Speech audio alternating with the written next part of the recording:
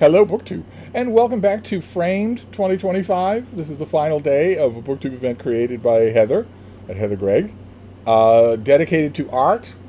It had several layers to it. You could read a book about art or about some artist. You could go and look at art, maybe take us along, and you could also create art if you wanted to. And I didn't do the second. I didn't actually bring you to the Gardner Museum or the Boston Museum of Fine Arts.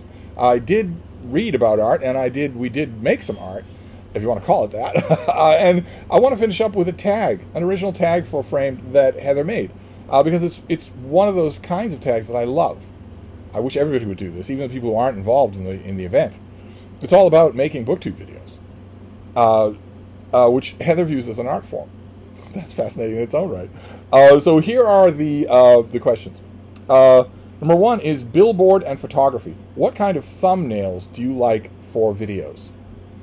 I honestly don't care. In other people's videos, I don't care at all. I notice whether or not the video looks interesting to me, but that has nothing to do with the thumbnail.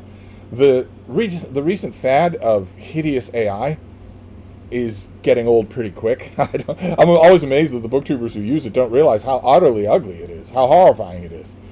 I've seen so many booktubers using what I can only assume is bargain basement AI to make AI versions of themselves. They look hideous.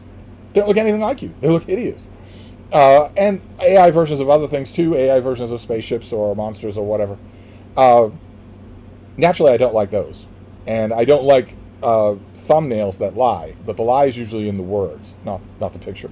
For myself, I do have a favorite, of course. Every once in a while, Michael K. Vaughan will do me the incredible honor of making a thumbnail for my channel for some event or other.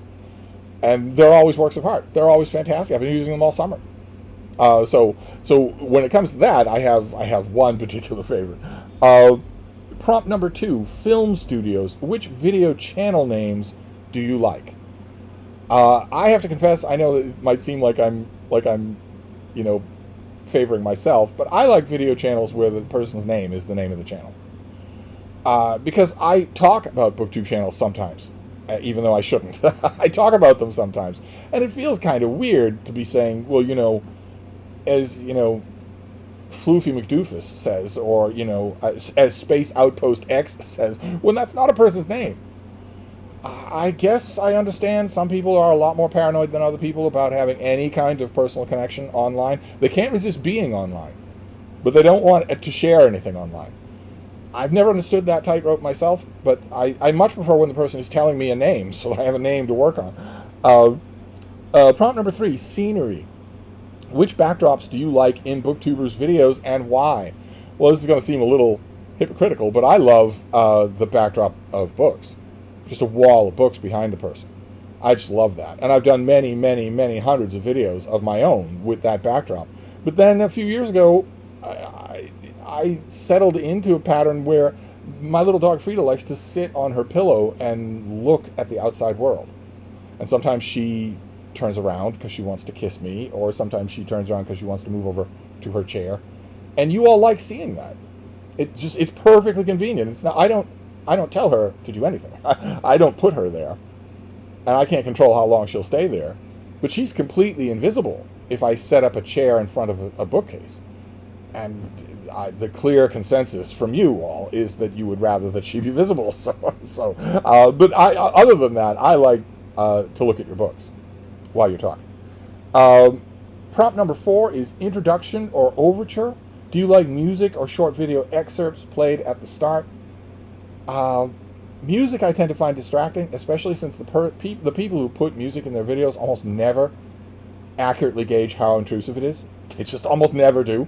So they just don't realize that, okay, for this long minute stretch at minute 15 of your video, I can't hear you. I can only hear the music you have playing in the background because you're not paying attention, or you're not estimating it correctly, or maybe it's coming through different on your own machine. But in terms of video snippets, I'm okay with those if they are non-intrusive.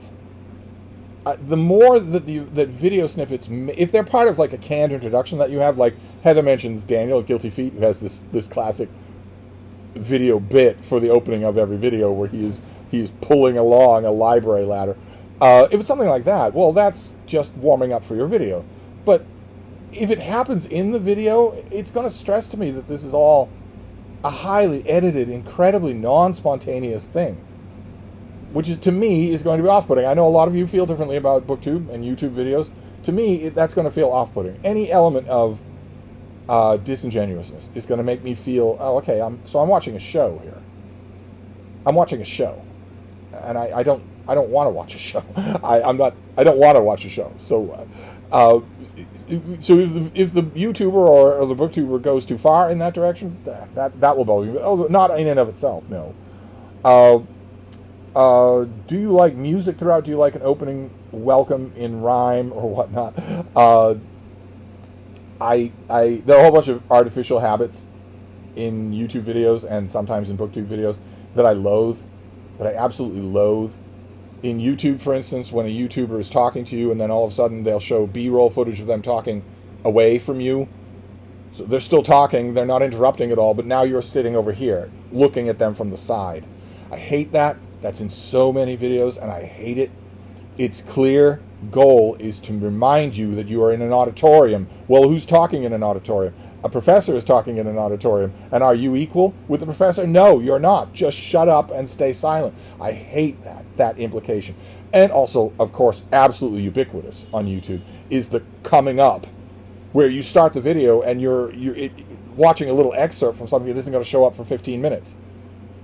And then the video starts. I hate that so much. I corrosively hate it for every reason in the world. One, of course, is that it's an insult to the viewer. Of course it is. It's like, well, I made this 15-minute video, but you're a moron, so I don't expect you to weigh in for 15 minutes because you're so much dumber than I am, so I better give you a little teaser at the beginning. That's one way that it insults the viewer. Another way it insults the viewer is to imply that the 15 minutes up until you get to that snippet in the video are probably kind of boring. Ugh, I hate it. It is so artificial. It is so artificial. Half of YouTube is bot content anyway, is AI content anyway. Half of YouTube is.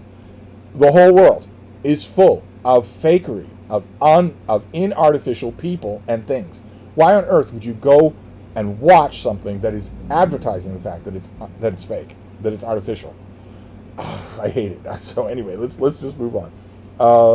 Prompt number 5, voice performance. What type of voice do you like in a presenter? Completely unaffected and normal. I value, my preference for YouTube is that someone talks to me. I talk to you. I want you to talk back to me. I don't want you to present anything to me where you're off to the side at one point. I don't want you to be so utterly conscious of the edited construct that is your totally artificial video that you can show me a snippet at the beginning as a teaser trailer. I don't want anything like that. I want the complete genuineness of you talking to me and me talking to you. And that will involve a natural tone of voice. Not an award presenter tone of voice, not anything like that. Unless the whole thing is a concentrated bit. But otherwise, no. Prompt number 6, commentary. Do you prefer enthusiastic style of speaking or laid back? Mostly laid back, like this channel. Prompt number 7, filming and editing skills. This is going to get us into trouble, isn't it? What about vlogging? I love the idea of vlogging. I love watching vlogs. That is a kind of editing that is obviously artificial. It's obviously announcing that, I had to make this. Once I was done, I had to make this.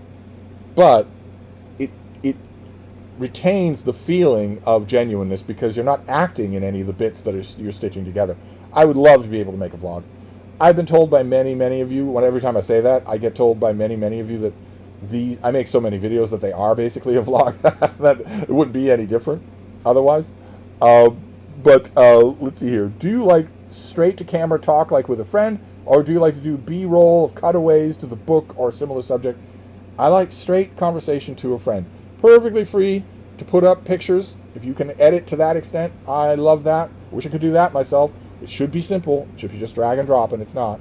And if you want to put, verbiage down below on the video, like I misspoke or I said this author's name wrong or whatnot, fine. But anything more than that starts to look like a curated presentation. And like I said, YouTube and even not so much BookTube, but YouTube is full of AI. AI programs making AI programs and getting comments from AI bots. Totally not real. Totally artificial. And there's so much of it like that.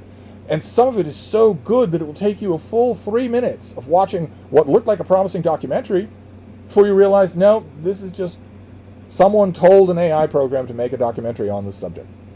Not a person, it's just AI. It takes about 3 minutes to detect that, but that's 3 minutes you're never getting back.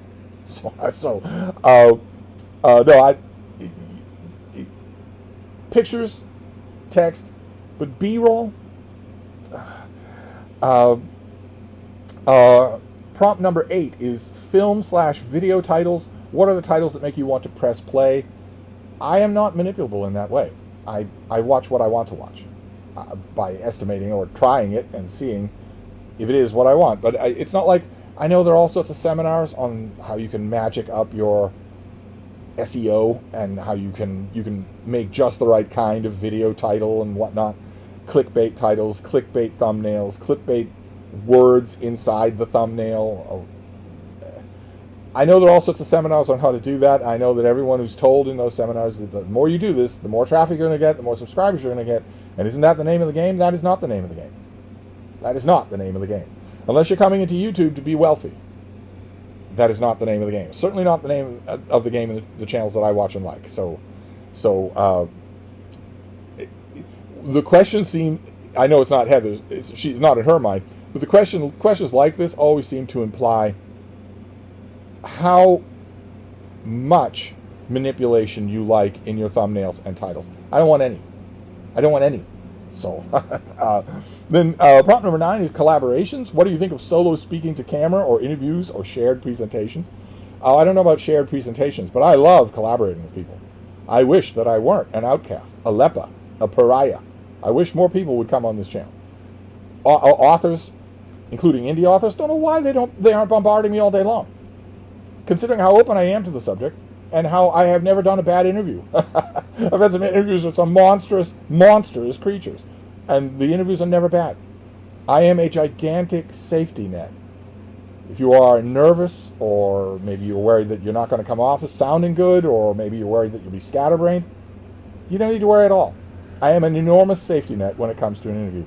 It will not go wrong. And I guess indie authors want all the benefits that BookTube can give them, but they don't want to like BookTube or respect it in the process.